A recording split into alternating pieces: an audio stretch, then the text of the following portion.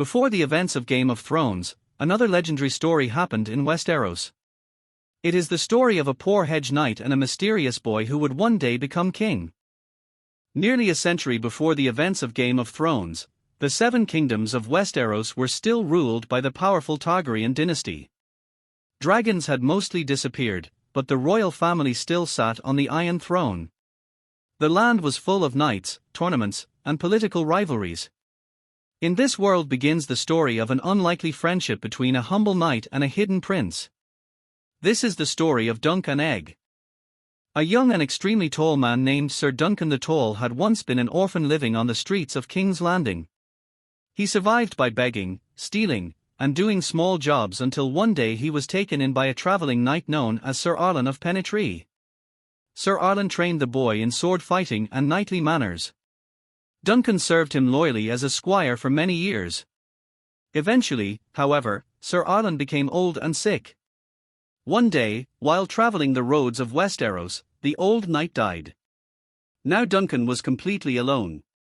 But before dying, Sir Arlan had knighted him. Though Duncan was poor and inexperienced, he now called himself a knight. From that moment on, he became a hedge knight, a wandering warrior who travels the land seeking work, honor, and survival. Soon after beginning his journey, Duncan met a strange bald boy who insisted on becoming his squire. The boy called himself Egg. At first Duncan refused, but the stubborn boy kept following him. Eventually Duncan allowed him to stay. Egg seemed clever, fearless, and surprisingly knowledgeable about knights and noble families. But the boy was hiding a huge secret. Egg was actually Aegon V Targaryen, a prince of the royal Targaryen family. He had shaved his head and disguised himself so he could travel the world and learn about the lives of ordinary people. No one knew his true identity except a few members of the royal family. Duncan and Egg soon traveled to the town of Ashford, where a large knightly tournament was taking place. Tournaments were huge events in Westeros where knights fought in jousts to prove their skill and win fame. Duncan hoped to compete and earn money. However, during the tournament he accidentally became involved in a dangerous conflict with several powerful princes of the Targaryen family. One of these princes cruelly attacked a young puppeteer girl. Duncan defended her, striking the prince in anger. This was a serious crime. Attacking a prince of the royal blood could mean death. Duncan was arrested and forced to demand a trial by combat. Instead of a normal duel, the princes demanded something more dramatic. A trial of 7. This meant 7 knights would fight on each side to determine the judgment of the gods. Duncan had to find 6 knights willing to risk their lives for him. At first it seemed impossible. But slowly, brave knights stepped forward to join him. Even a mysterious knight named Baelor Breakspear, a respected prince of the realm, secretly joined Duncan's side. The battle was brutal and chaotic. Lances shattered, swords clashed, and many knights were injured. In the end, Duncan's side won the trial. However, the victory came at a terrible cost. Prince Baelor was mortally wounded and later died from his injuries. The kingdom mourned his loss. But Duncan had proven his honor and bravery. After the trial, Duncan continued traveling across Westeros. Egg officially became his squire.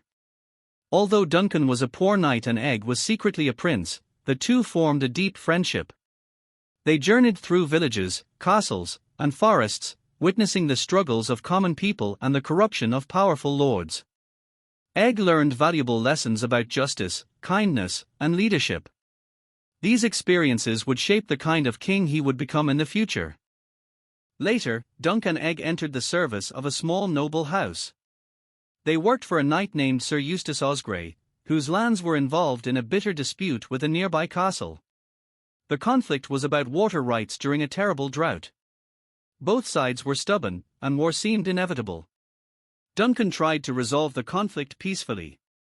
Eventually, through courage and negotiation, he prevented a battle that could have killed many innocent people.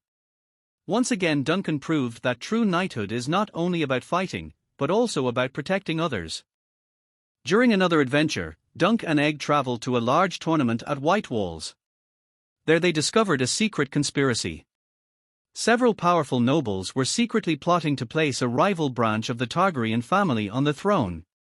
This rebellion was part of the dangerous Blackfyre conflicts, which had already caused civil wars in the kingdom. Duncan and Egg managed to expose the conspiracy before it could succeed. The traitors were arrested, and the rebellion was stopped. Over time, Dunk became one of the most respected knights in Westeros. Years later he would serve in the Kingsguard, the elite group of knights who protect the king. Meanwhile, Egg eventually became King Aegon V, one of the most beloved rulers of the Targaryen dynasty. Unlike many kings, he cared deeply about the lives of ordinary people. Much of that compassion came from the years he spent traveling with Duncan. Together, their adventures became legendary stories told across the Seven Kingdoms. The tale of Dunk and Egg is very different from the grand wars and dragons seen in Game of Thrones. Instead, it is a story about friendship, honor, and what it truly means to be a knight. It shows a quieter side of Westeros, where small choices and personal courage can shape the future of a kingdom.